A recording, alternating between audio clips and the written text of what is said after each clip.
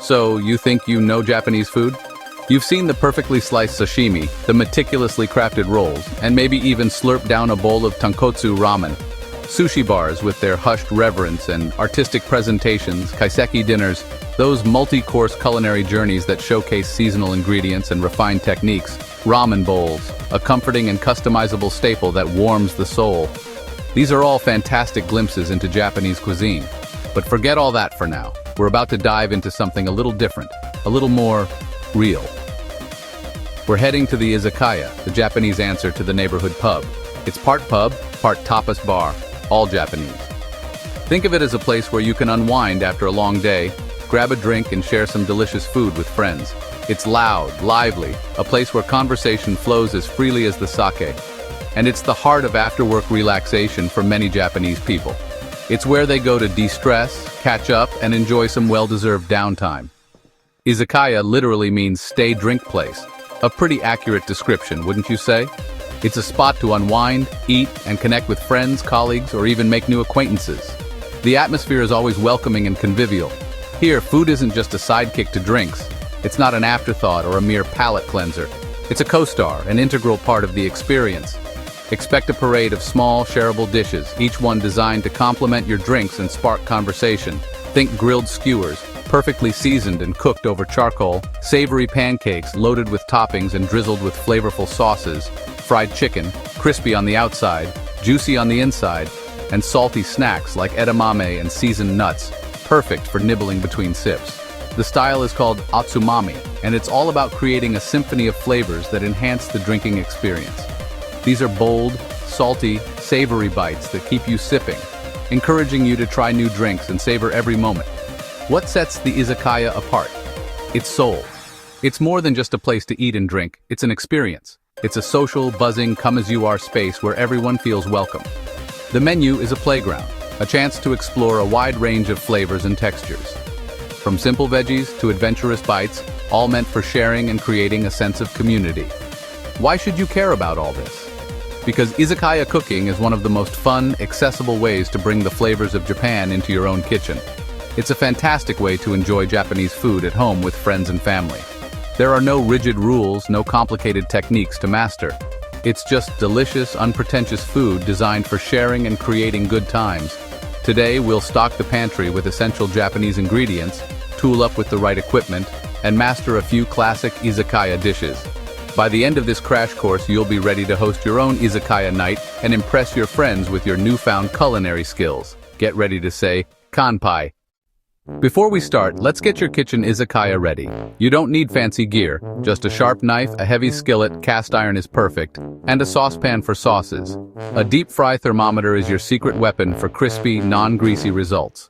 Long chopsticks or tongs are essential for handling hot food, especially skewers.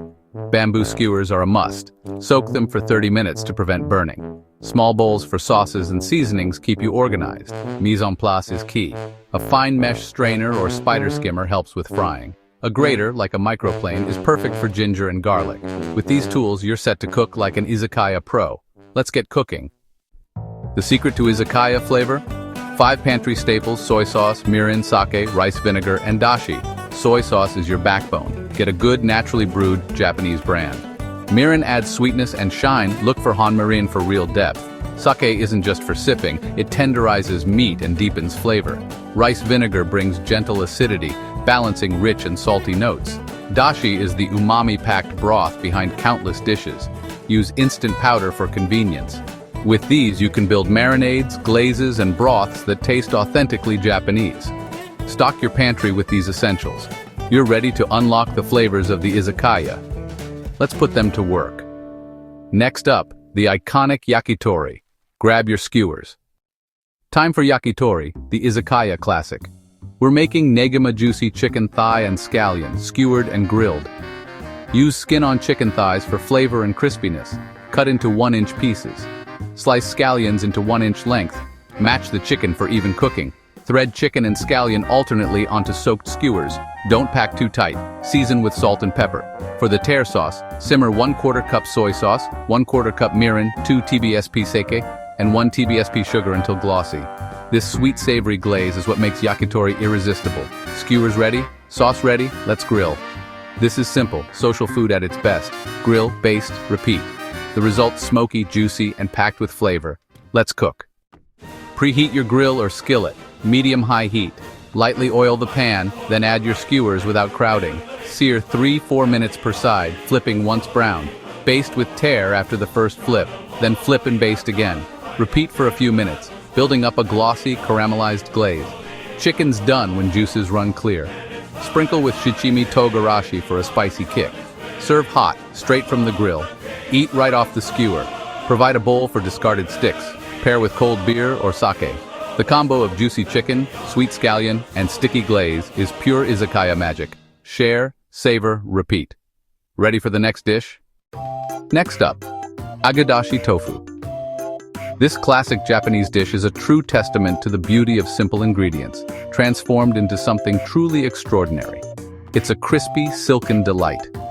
The magic lies in the contrast between the crunchy exterior and the incredibly soft, almost custardy interior. The key to achieving this perfect texture starts with the right tofu. Use firm, silken tofu.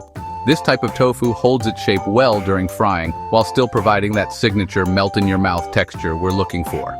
It's the foundation of our dish. Before we get to frying, we need to remove some of the excess moisture. Press tofu gently for 30 minutes. This step is crucial to remove excess water. The drier the tofu, the crispier it will get in the hot oil. Once pressed, cut into cubes. Aim for roughly 1-inch cubes for even cooking. Remember, silken tofu is delicate, so handle with care. We don't want them falling apart before they even hit the pan. Now for the crispy coating. Coat each piece in potato starch. If you don't have potato starch on hand, you can also use cornstarch. Both will create a lovely, light crust. While the tofu rests, let's prepare the flavorful broth. For the broth, simmer 1 cup dashi. Add 2 TBSP soy sauce.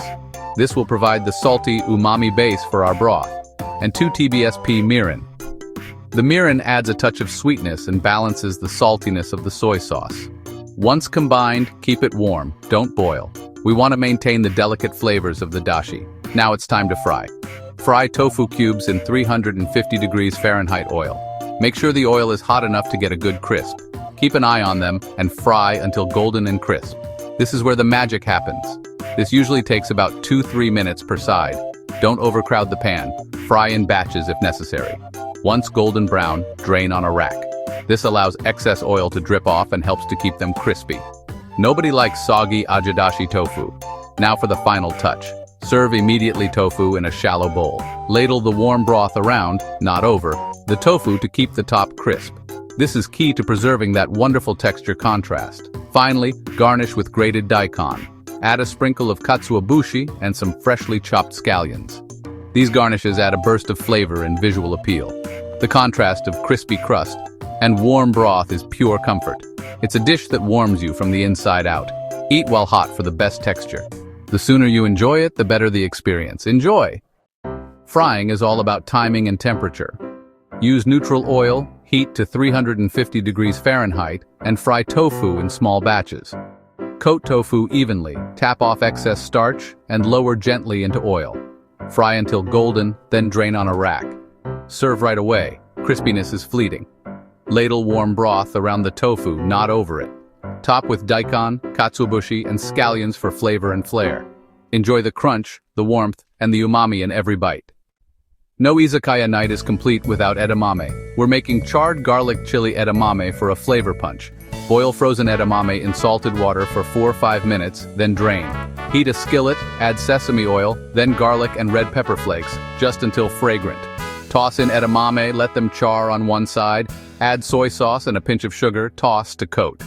Charred, blistered pods mean smoky, spicy, savory goodness. Serve hot, sprinkled with toasted sesame seeds and flaky salt. Eat by squeezing beans from the pod with your teeth. The spicy, garlicky glaze makes them addictive.